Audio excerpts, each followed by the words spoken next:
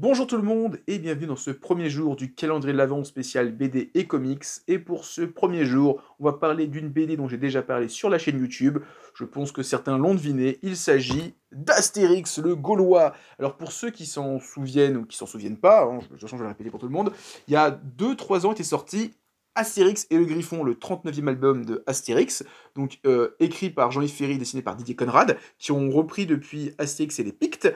Et en fait, après ça, j'avais vraiment kiffé l'album. Je me suis dit, putain, mais c'est. Je me souviens que c'était drôle Astérix, mais je me souviens pas que c'était aussi drôle. Il y avait des blagues sur Amazon, le fait qu'ils vont rencontrer des Amazones et qu'ils font des blagues sur Amazon, la livraison, etc. Il y a des blagues sur un peuple qui s'appelle les sites et ils font plein de jeux de mots sur les sites internet, etc. J'avais trouvé ça vraiment très drôle. Et je me suis dit, tiens, j'ai envie de relire Astérix. J'ai lu quelques albums étant jeune. Mes parents avaient du Tintin, du Black et Mortimer, et je les avais lus, mais sans vraiment les comprendre. Et là, j'avoue que j'avais relu il y a 2 ans tous les Astérix. J'avais présenté album par album en disant qu'est-ce que j'avais aimé, pas aimé. Et j'avais juste pas acheté les derniers albums quand il y avait plus que Uderzo, parce que Goscinny était décédé depuis des années. Il avait fait quelques albums qui étaient encore pas trop mal, et quand il était tout seul, au bout d'un moment, ça s'est un peu cassé la gueule. Je crois que les 4 derniers albums, je les ai jamais achetés. Peut-être que je les achèterai un jour, mais je sais pas encore quand.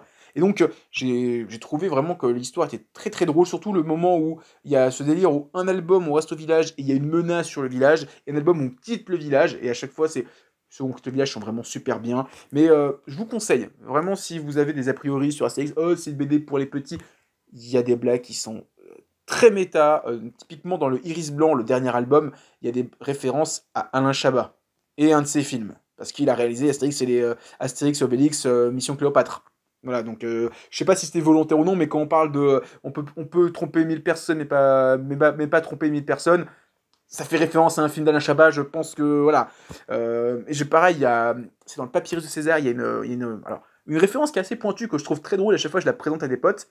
Il y a l'explication. Enfin, il y a une représentation physique d'un terme, alors je vais pas le dire parce que je pense que je vais me faire blacklister sur YouTube et TikTok. C'est le N-word. Le N-word littéraire. Pour ceux qui ne savent pas aller voir sur internet ce que ça veut dire. Et en fait, donc, pour faire simple, c'est quand tu écris un roman, mais qu'en fait, il va être publié au nom de quelqu'un d'autre. Voilà, tu travailles au black un petit peu dans le monde des romans. Et ben, c'est ce terme-là. Et ben, dans l'album, on voit littéralement des gens venus d'Afrique écrire un papyrus pour quelqu'un. J'ai trouvé ça très très drôle. Il y a plein, vous allez voir, il y a plein d'autres blagues. Typiquement dans Astérix et les Goths, et tout le monde, les gothiques parlent en police gothique. Il y a plein de blagues bien méta comme ça, et plein de blagues qui ne marchent que en BD et qui ne pourront jamais marcher en live action, parce que comment tu veux représenter la police gothique à l'oral? Ça ne marche pas. Ouais, franchement, Astérix, foncez. De toute façon, je pense que je présente pas un album quelque chose d'extrêmement méconnu. Il y a eu combien? 5 films live, bon, 2 qui sont bien et 3 un peu moins bien. Surtout les 2 premiers qui sont vraiment très très bien pour moi. Et je sais pas combien de films d'animation. Les deux Astier sont vraiment géniaux, surtout le dernier parce que c'est quelque chose d'inédit. Il a créé une histoire. Puis, là où tout le monde a toujours adapté des albums, lui il a vraiment créé une histoire. Et il y a les 12 travaux d'Astérix qui pour moi est génial, qui est vraiment un des films d'animation Astérix préféré, limite peut-être mon préféré avec ceux d'Astier. Et en tout cas, Astérix, foncez, c'est super bien.